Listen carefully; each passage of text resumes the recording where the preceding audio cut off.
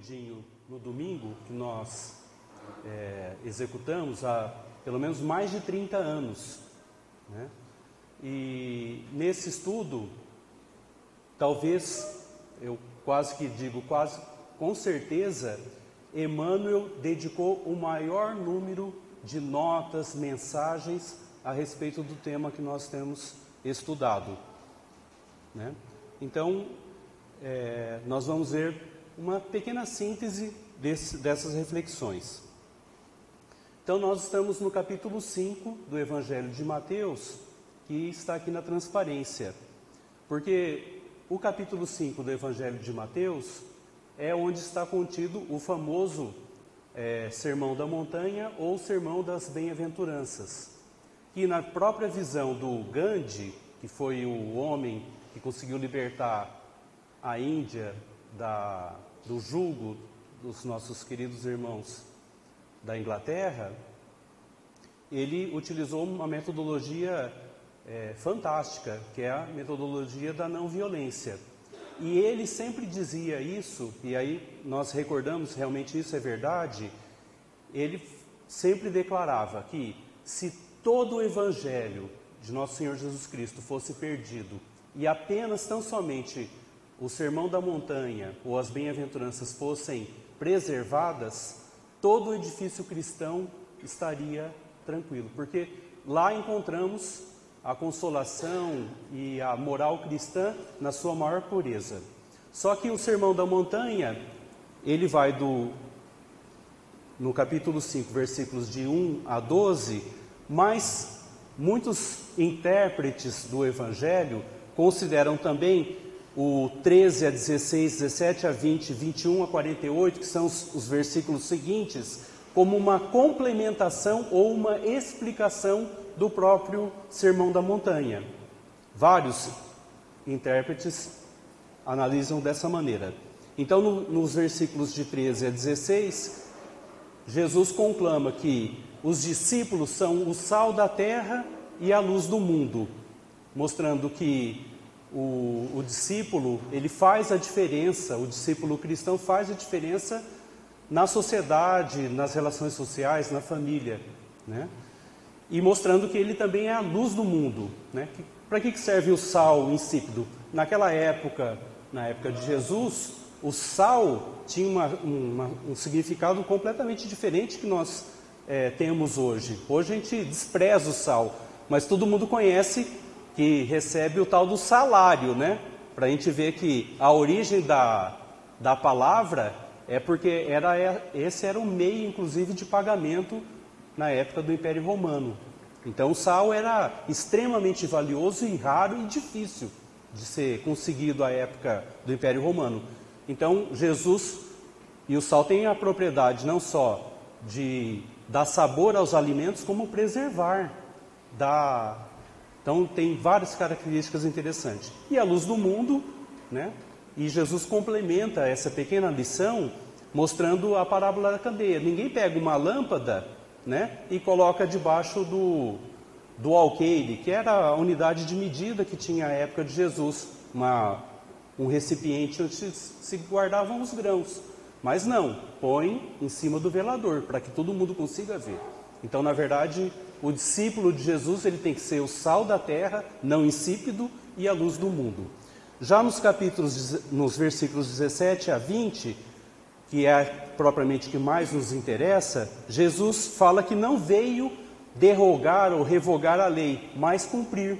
Mas que lei que se refere? Então, quando a gente pega o Evangelho segundo o Espiritismo, no capítulo 3º, a gente vai ver a interpretação de Kardec em cima desse trecho, que é muito interessante. Porque nós espíritas, bem o sabemos, nós lemos e muito o Evangelho. Nós gostamos de ler o Evangelho, as passagens do Cristo. Agora, quando se trata, porque a Bíblia é o Velho e o Novo Testamento.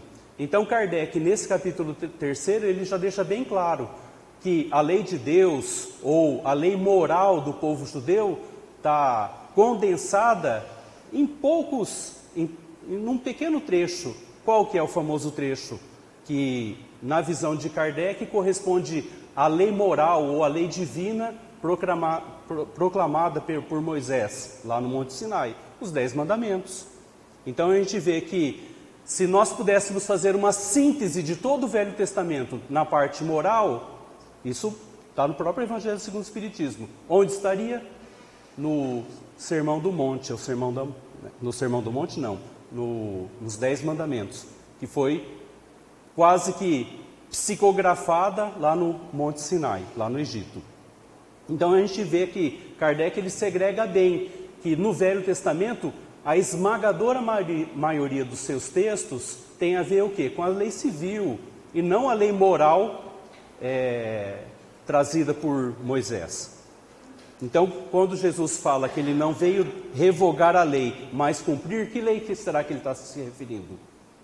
A lei moral do Velho Testamento, justamente sintetizada nos 10 mandamentos. Para quem tiver interesse, capítulo 3 do Evangelho segundo o Espiritismo. E nos versículos de 21 a 48, que nós propriamente estamos aí praticamente estudando ao longo desse ano todo, que são as 5 antíteses, que são é uma figura, né? Ideias opostas entre a lei antiga, que é do velho, está lá no Velho Testamento, né? Versus a lei nova trazida pela moral cristã. Então Jesus faz 5 antítese, oposição a ideias. Então, ouvistes o que foi dito aos antigos e tal coisa, e vai embora. Onde está isso daí? Nós trouxemos aqui, né? Então, o que nós estamos estudando é justamente a questão do amor ao próximo. Anteriormente, nós vimos sobre a vingança, né? A outra questão dos juramentos. A questão do adultério, dos escândalos. Então, essas são as antíteses do homicídio. Então, está aqui. São essas as propostas que o Cristo nos trouxe. Para a gente ver que essas 5 antíteses ou ideias contrárias, né, oposição, a gente vai ver que Jesus vai lá onde? Lá no Velho Testamento, mas exatamente nos 10 mandamentos. Mostrando o seguinte: ouvistes o que foi dito aos antigos, não matarás. Está lá escrito nos 10 mandamentos. Eu, porém, vos digo, né? Então, mostrando que qualquer ira, qualquer sentimento contrário à lei do amor, diz lá no Evangelho segundo o Espiritismo, isso nos afasta de Deus. Então, a gente vai ver que toda a estrutura do Evangelho segundo o Espiritismo está em cima de 2 questões: dos 10 mandamentos, né? E também do Sermão da Montanha. A gente vai ver que estruturalmente é assim que Kardec conseguiu elaborar as leis morais que estão no Novo Testamento. Então vamos lá. Então, o que nós vimos, né? Questão do homicídio, do adultério, dos juramentos, da vingança, e hoje nós vamos analisar, propriamente dito, o amor ao próximo, ou o amor aos inimigos. Amor aos inimigos.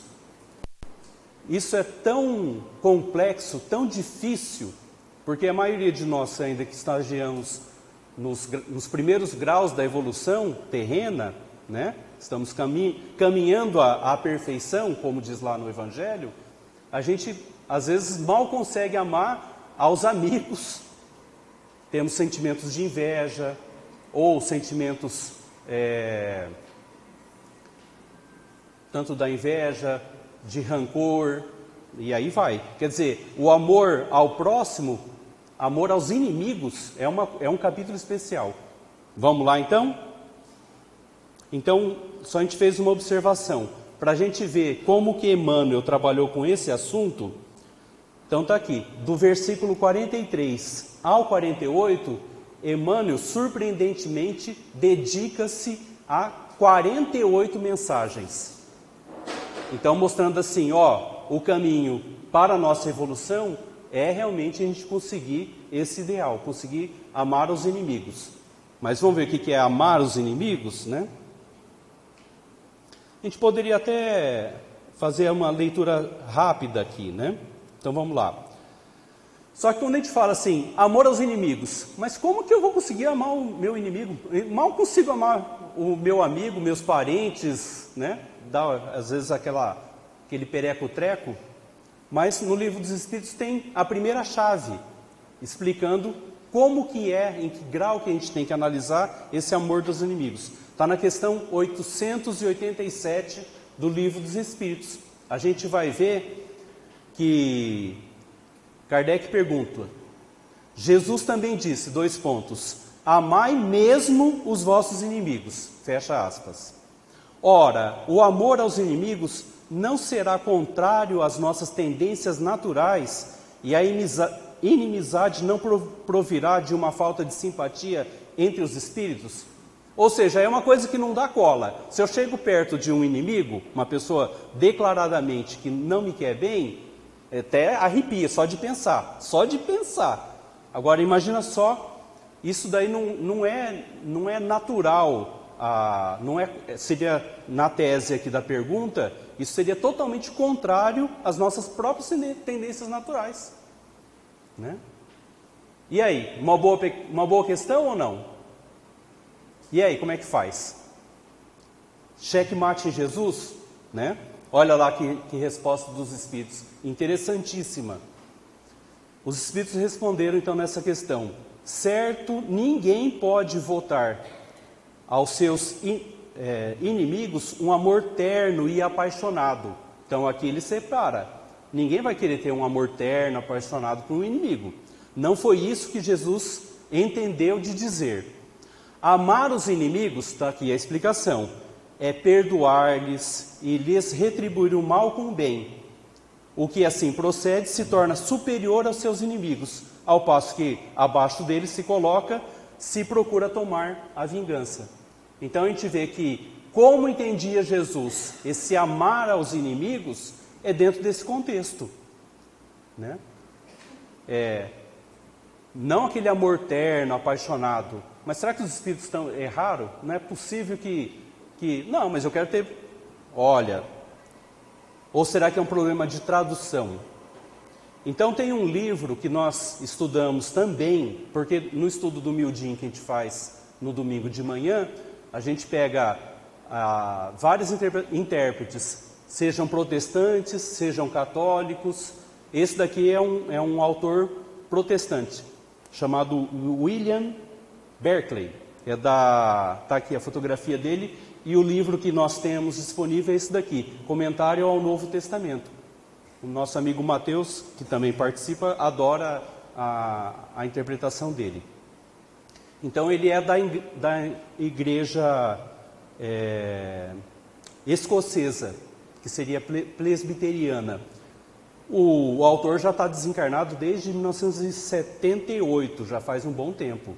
Mas é de uma lucidez para a gente ver que o perfume do Evangelho, ele não se encontra apenas nas casas espíritas, católicas e no meio protestante. Ele está disponível para todo aquele que quiser acessá-lo, né? E esse intérprete em especial nós admiramos muito. Então ele vê com claridade essa questão. Num dos tópicos, quando ele analisa esses versículos do 43 ao 48, ele fala, não, amar aos inimigos. Mas que tipo de amor? Para a gente ver que ele entra no mesmo raciocínio que os Espíritos fizeram na questão 887. Aqui esse texto é do livro dele. O que quer dizer Jesus quando nos ordena amar os nossos inimigos? Aí ele, depois de um certo comentário, fala o seguinte: o grego é um idioma muito rico em palavras, não só em sinônimos, como também em várias outras palavras. E encontramos nesse idioma palavras que possuem matizes de significados impossíveis de traduzir. Principalmente porque na época de Jesus, não sei se vou até fazer uma brincadeira, mas Jesus não falava o português, e nem o português brasileiro. Que língua que ele falava? Boa pergunta, né? O aramaico, né? O aramaico. Porque na época de Jesus, do Império Romano, os judeus, na linguagem comum, como eles ficaram muitos anos sob o domínio lá do Império Babilônico, eles acabaram usualmente falando e escrevendo em aramaico. Só nas sinagogas, tal, que eles falavam o hebraico, que era uma língua já para os cultos, tipo Paulo de Tarso. Paulo de Tarso, por exemplo, já dominava não só o grego, como o latim, como também o aramaico e o hebraico. Então, para a gente ver, porque Paulo de Tarso tinha tríplice cidadania. Quem tiver interesse numa história fantástica e quiser um livro assim que vai mudar a sua vida, a nossa vida, é o livro Paulo Estevão. Então vamos lá, continuando. E encontramos nesse idioma, porque veja, os evangelhos mais antigos, as cópias mais antigas, são escritas em grego. Então todos os textos que nós temos foi traduzido do grego para o latim e do latim para a língua portuguesa. E a proposta do nosso amigo Haroldo, pela Federação Espírita Brasileira, traduziu diretamente do grego para o português. Tem lá o Novo Testamento, muito interessante, editado pela Federação Espírita Brasileira. Nós também utilizamos nos nossos estudos. Então, encontramos nesse idioma, que é o grego, palavras que possuem matizes de significado impossíveis de traduzir. Por exemplo, em grego, sente o grego antigo, há 4 palavras diferentes que equivalem ao nosso amor. Todo mundo fala assim, amor, mas que tipo de amor? Né? Rapaz, que coisa difícil, né? Então, o texto do nosso amigo William Barclay é um pouco grande, então nós não quisemos fazer uma síntese. Mas esse material, esse estudo, está disponível. Quem quiser colocar aqui o amor no significado em grego, vai encontrar esse texto aqui, Palavras gregas para o amor. Quem quiser depois em casa procurar lá na Wikipédia, né, vai encontrar o estudo que está nesse livro. Só que o estudo no livro é muito mais rico.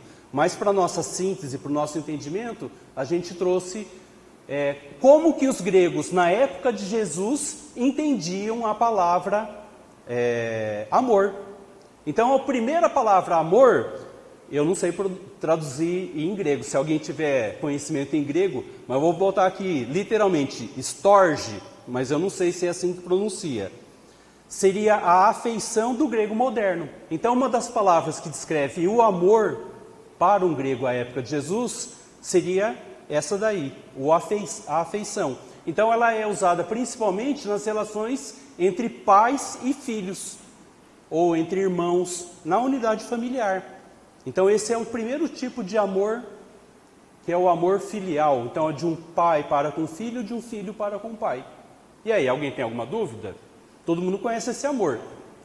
Todo mundo aqui é filho, né? Conhece esse sentimento que a gente tem para os nossos pais. Mas é aquele negócio, né? A proposta de Jesus de amar os inimigos, a gente vê tantas tragédias em que pessoas não conseguem nem amar aos seus filhos e nem os filhos amarem seus pais. A gente vê essas questões hoje sendo discutidas e analisadas aí na sociedade. Então está aqui, primeiro tipo de amor na linguagem que está lá no Novo Testamento. Quantas vezes essa palavra aparece no Novo Testamento? Nenhuma, né? Mas é traduzido como amor, né? Então essa afeição, não. Há uma outra palavra que também é traduzida para o português como amor, todos os evangelistas, é o eros, né? Que remete à palavra grega érotas, com o significado de amor romântico, que não necessariamente tem a conotação sexual.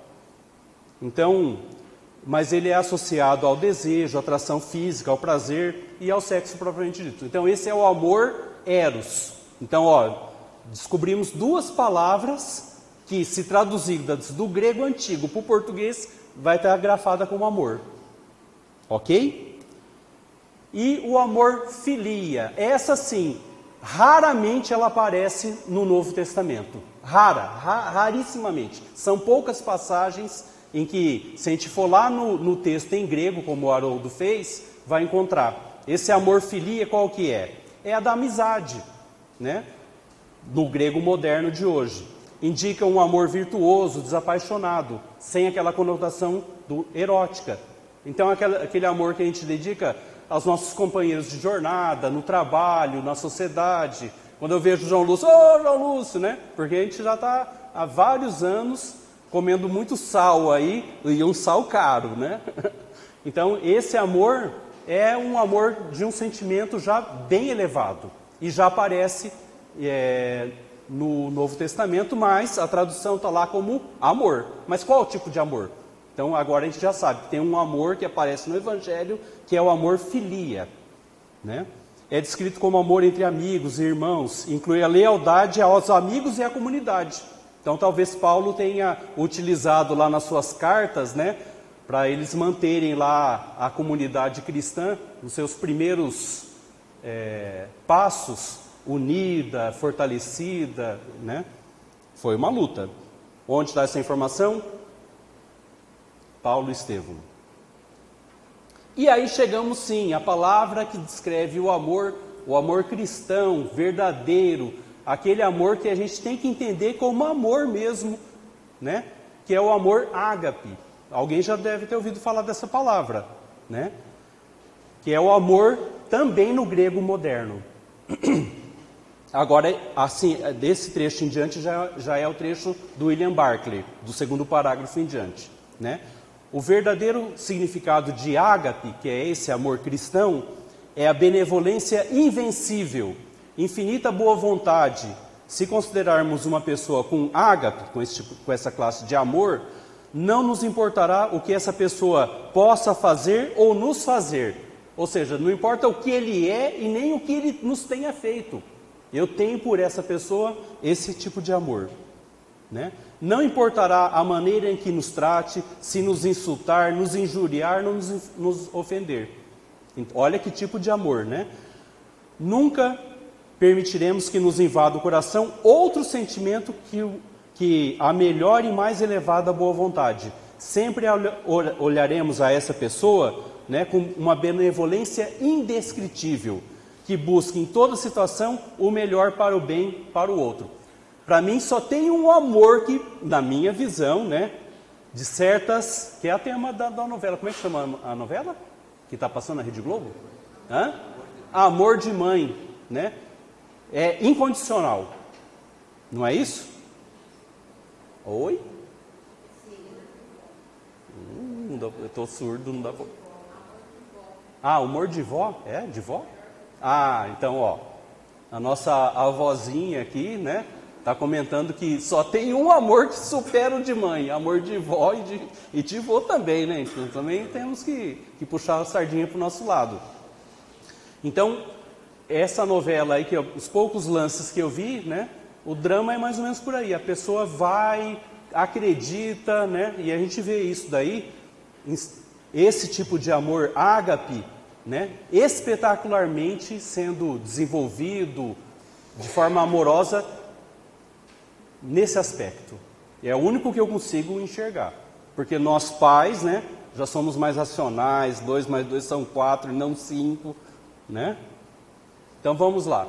Então, esse é um comentário do William Barclay. Quem tiver interesse, o livro dele, como é muito antigo, tem disponível na internet. Põe lá, William Barclay, comentários do Novo Testamento, vai aparecer em PDF. Hoje está na internet, é um negócio interessante, né? Então, quem quiser aprofundar, para ver que a gente não está inventando moda, que a palavra amor tem esses 4 significados, né? Está lá, na Wikipédia palavras gregas para o amor. Ok? E trouxemos aqui para a gente ver que nós não estamos inventando nada, e Kardec também não inventou. Esse padre aqui famoso na mídia, né? O padre Marcelo Rossi, ele tem até um livro, né? Ágape. E tem um outro que eu achei também, que eu não conhecia, mostrando os 2 aspectos do amor humano, né? O eros versus o ágape. Então, ok? Então, quando Jesus disse assim, amai os vossos inimigos, que tipo de amor que é? Né? Então, só podemos entender, então, dentro desse contexto que nós estamos explicando, né? Tá vendo como que as coisas são muito mais complexas do que a gente pode imaginar, né? Estudar, né? Se dedicar, a gente vê que várias palavras, né?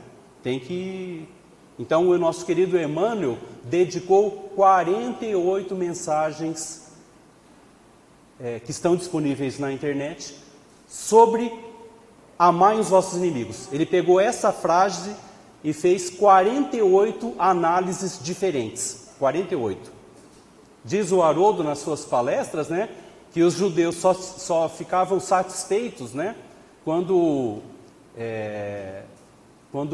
ou seja, uma interpretação ela é perfeita quando ela analisa um texto e tem 71 versões, né? Emmanuel chegou... Passou não, 71 tá um pouco, né? Mas tá aí. E aí a gente vê o texto que nós nos propusemos a ler. Então esse daqui é a tradução do Haroldo, da Federação, e é a mesma praticamente daquele pequeno livrinho que é distribuído, né, de João Ferreira de Almeida. Então, entramos no nosso tema, o amor ao próximo, segundo a visão porque tem o texto de Mateus e tem o texto de São Lucas, que são muito parecidos com pequenas diferenças. Hoje nós vamos analisar apenas Mateus. Então o texto é assim: tendes ouvido o que foi dito, amarás ao teu próximo e aborrecerás ao teu inimigo. Mas eu vos digo, amai os vossos inimigos, fazei bem aos que vos têm ódio, e orai pelos que vos perseguem e caluniam. Então, sobre esse versículo 44, Emmanuel dedica 37 lições, e do texto todo, 11 para as demais. Para serdes filhos do vosso Pai que estás nos céus, o qual faz nascer o sol sobre bons e maus, e vir chuva sobre justos e injustos, né? Porque Deus é assim, Ele não fala, não, essa parte do lado esquerdo aqui é filho meu, né? E do outro lado é afilhado, não. Uma parte é padrasto e pai, não. Para Deus todo mundo é filho, né? Sem exceção. Porque se vós não amais, senão os que vos amam, que recompensa haveis de ter? Não fazem os publicanos também o mesmo? Olha lá, né? Jesus sabia que na época de Jesus, os publicanos, que eram os fiscais lá do Império Romano, aqueles que arrecadavam os tributos para o Império, eles eram extremamente mal vistos. Tanto que eles eram literalmente pecadores pela profissão. Então, ser publicano na época de Jesus, as pessoas não viam com bons olhos. Então, até os publicanos, essas pessoas, né, conseguem amar os que vos amam, aqueles que amam, né? Então, esses eram os publicanos. Tem uma outra profissão também que era muito mal vista, criador de porcos. Também era pecador tratando lá com os animais que eram... E se vós saudardes somente aos vossos irmãos, que fazeis nisso de especial? Não fazem também assim os gentios? Na época de Jesus, né, haviam os judeus, e quem não era judeu, era gentil. Então, quer dizer, até os gentios, até esses não judeus, conseguem saudar as pessoas do grupo dele. O que vocês fazem a mais? Porque os judeus, à época de Jesus, né, se consideravam um povo eleito e tudo mais. Continuam achando, né, não há dúvida.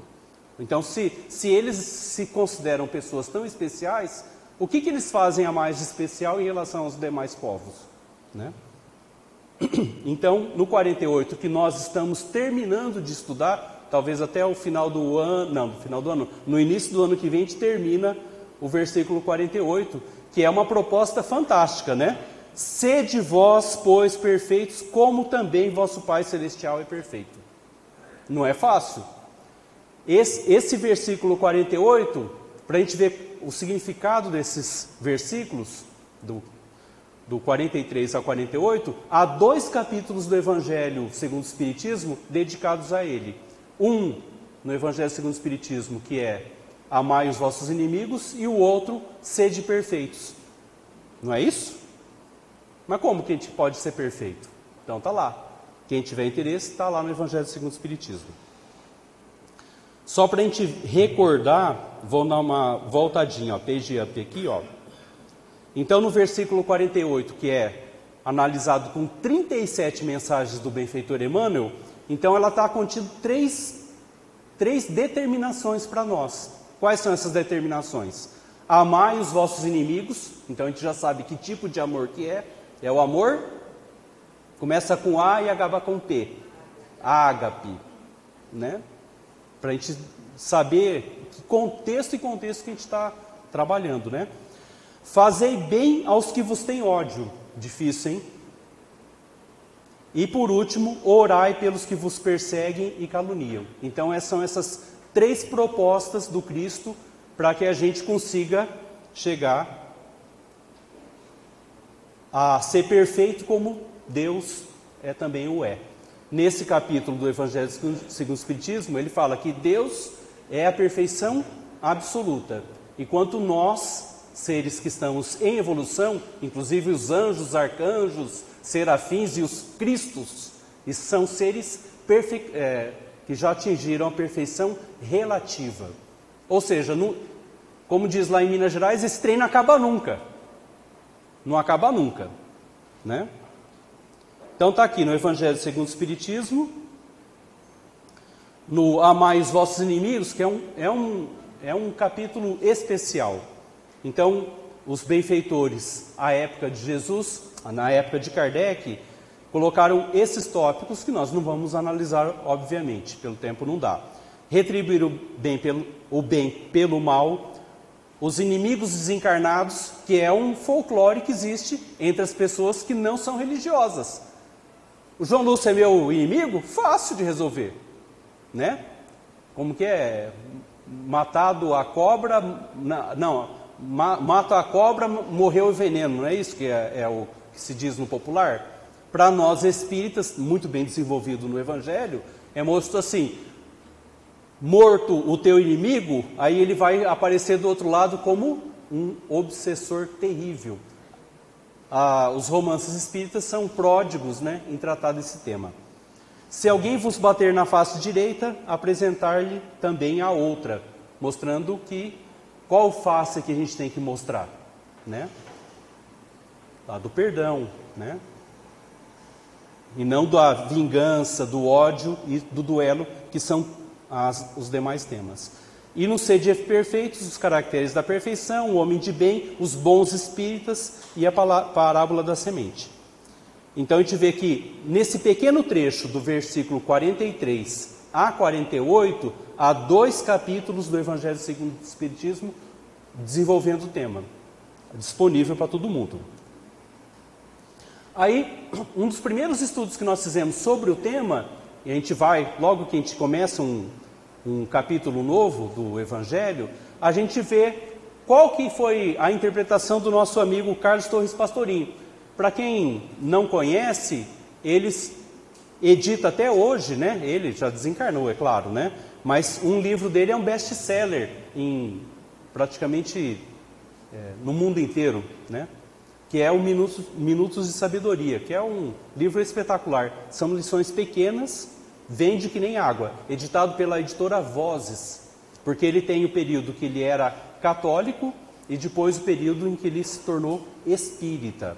E quando ele se tornou espírita, ele editou uma obra fantástica, são em 8 volumes, chamado Sabedoria do Evangelho. Onde eu encontro isso daí? Na internet, bota lá, Sabedoria do Evangelho, tem disponível para baixar. Foi editado em 65. Eu estava querendo reencarnar.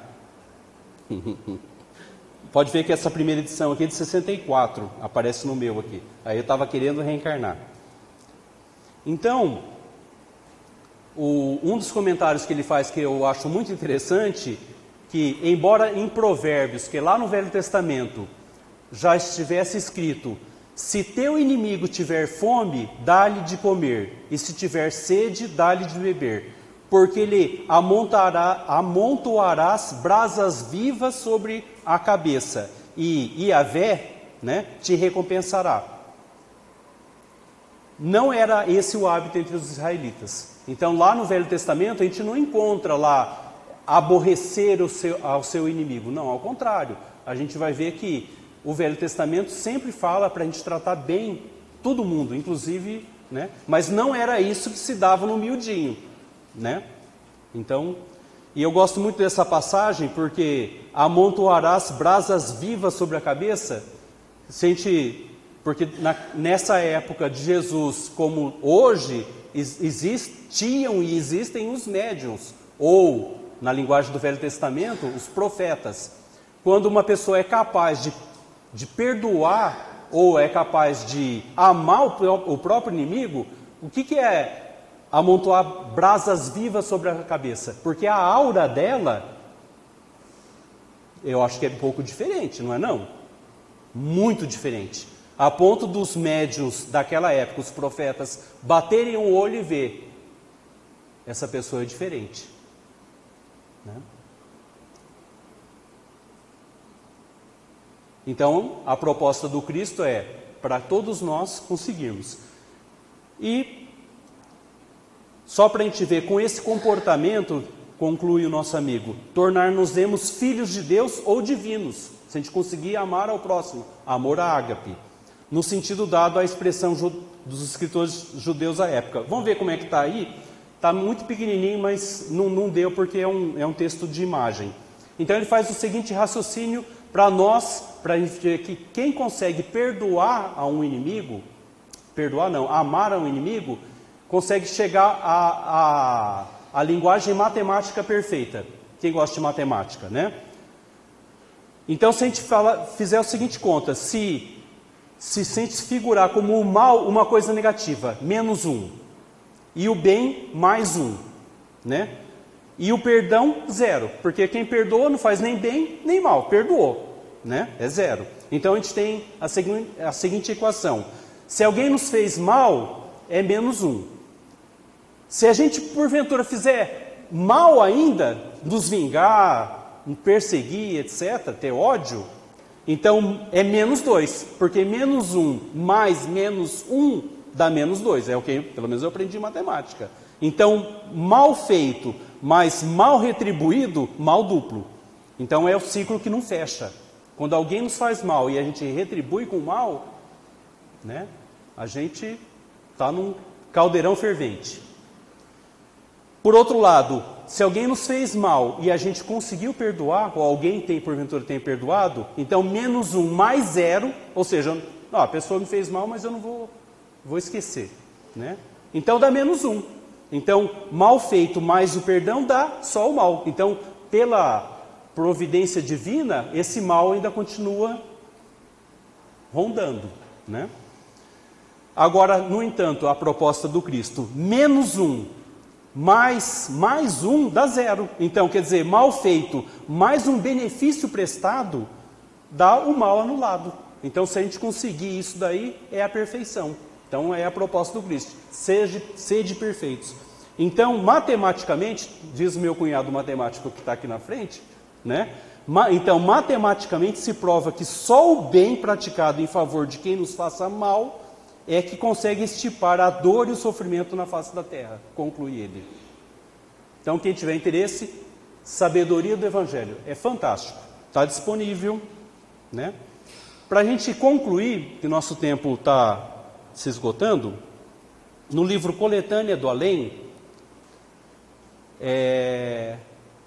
tem lá uma mensagem, são 48 mensagens, a gente escolheu uma, para trazer a interpretação do nosso amigo Emmanuel, né? Orai pelos que vos perseguem, que é a segunda proposta, né? O conselho de Jesus, no que se refere à oração pelos nossos perseguidores, não se baseia tão somente na lei universal da bondade para com semelhantes. Porque a gente pensa assim, eu vou tratar o fulano de tal porque eu sou bonzinho. Não é isso que ele interpreta não, né? Vai mais além. Fundamenta-se no princípio justo das correspondências, da troca. Vamos lá. O ódio, o crime, a calúnia segregam forças perniciosas e destrutivas. Alguém tem dúvida com relação a isso? Pessoa que tem ódio, crime, calúnia, segrega forças perniciosas e destrutivas. Aí ele fala, quem está nessa conduta, ele dá 3 exemplos. O perseguidor encarcera-se no abismo de inquietações. Então todo mundo que está perseguindo, onde está escrita a lei de Deus, não é na consciência? Ele vai estar lá naquele abismo das inquietações. O criminoso, onde estiver, é prisioneiro da consciência, guardado pelo remorso, então transformado em sentinela vigilante. Não adianta, a pessoa cometer um crime, pode estar na praia mais bonita do universo, ela não vai estar dormindo em paz. Onde está escrita a lei de Deus? Na consciência. Então o criminoso, ele é prisioneiro da consciência, e o remorso que ele estiver fazendo vai estar lá em combustão. O caluniador envolve-se na peçonha dos próprios atos, não tem como ele fugir. Então todos esses 3 exemplos do Emmanuel, os 3 emitem pensamentos destruidores como o pântano nos elementos mortíferos. Então é a mesma coisa que esses 3 exemplos, as pessoas estivessem dentro de uma... Vocês já viram, o pântano, além de ser fedido, é tudo sujo, né? É como se estivessem atolados de lama até o pescoço, né? Na lei de trocas, que rege todos os fenômenos da vida, os semelhantes atraem-se uns aos outros. Então, semelhante atrai semelhante. Um cheira o outro, não é? Odiar aos que nos odeiam, diz Emmanuel, retribuir o mal com o mal, seria abrir as portas em nós mesmos à selvageria dos que nos convocam às furnas de trevas. Então, se alguém está lá no pântano, mergulhado, o caluniador, a pessoa que quer nos agredir, a pessoa que é criminosa, ela está lá num pântano e nós estamos caminhando, né? Numa estrada real. Aí a pessoa joga lama na gente. A gente vai falar, né? É mais fácil seguir reto e sair dessa. Ou orar por aquela pessoa, que quando a gente ora por uma pessoa que está num pântano, primeiro vem a chuva em cima da gente e em cima dele. Aí ele não vai querer, ele vai querer continuar na lama, né? Por isso que a oração é importante. Então, Emmanuel propõe, alimentamos a chama benéfica que indique o caminho santo do bem, mas evitemos o incêndio devastador que aniquila as possibilidades da vida. Se alguém está nos convidando para cair lá no lamaçal, por que nós vamos? Não tem lógica. Então essa é a proposta. Se alguém nos fez mal, ele já é um atormentado por si só. Ele que já deixe com os problemas dele, né? Contra a labareda criminosa do mal, façamos chover os pensamentos calmantes do bem. É bem primeiro para nós, porque nós não estaremos abrindo a porta do nosso coração, dos nossos sentimentos, das nossas emoções, àquele que está desequilibrado. É essa lógica que Emmanuel está colocando. Ou a gente fala o seguinte, alguém jogou uma lama falando, ai Jesus, e cai dentro do tonel de lama junto com ele. É o que a maioria de nós nos propusemos a fazer, de ordinário.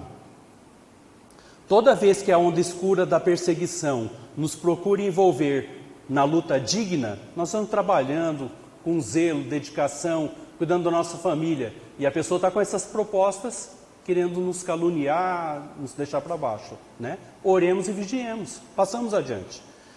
Encontrando-nos a resistência fraternal, voltarão os fios negros aos seus próprios autores, encausulando-os em sua obra. Então, se a gente coloca a carapaça, o capacete da oração, da vigilância, né? O mal que ele jogar na gente, o que faz? Devolve para ele. É a lei do retorno, porque ele não vai conseguir nos atingir. Mas infelizmente a maioria de nós, quando alguém nos atinge, a gente já volta a olhar e quer saber o que está acontecendo. Orai pelos que vos perseguem e caluniam, acendei a luz dos pensamentos nobres no círculo das sombras, dos que nos tentam confundir, certos de que a maldade é o inferno dos maus. Vou repetir, a maldade é o inferno dos maus, e cada espírito carrega na vida o abismo tenebroso ou a montanha de luz dentro de si mesmo. Então tá aí a liçãozinha do nosso... eu trouxe esse daqui, mas infelizmente o João Lúcio vai ficar bravo. Mas nessa pequena lição, só para a gente... É curtinha. O nosso benfeitor, não Emmanuel, é a única lição das 48 que não é o Emmanuel que interpreta. É o nosso amigo Bezerra de Menezes, que ele fala que amai os vossos inimigos, colocando que os inimigos também são as nossas provas e expiações que nós somos submetidos aqui na Terra. É essa interpretação dele que eu achei fantástica, né? Amarmos aos nossos percalços e provas da vida, porque se nós estamos edificando, construindo o reino do Cristo dentro de nós, né? Então, se a gente consegue bater bola tranquilo com essas dificuldades, a gente também está amando os nossos inimigos, porque a gente não pode encarar o inimigo só como um inimigo externo, né? Ou será que o nosso inimigo é interno também, né? Será que a gente não está vendo essas questões, né? Então, amar os vossos inimigos é a proposta aí do nosso benfeitor. Acabei, chefe. Então vamos lá. Eu vou fazer a prece de encerramento e tem que sortear o livro, né? A sorteio depois. Ordem didática do Livro dos Espíritos. Ordem didática do Livro dos Espíritos, do nosso amigo Guademar. Qual é o número? Será que... qual é o número, dona Marilda? Você que é boa, eu não tenho... é o número 18. 18.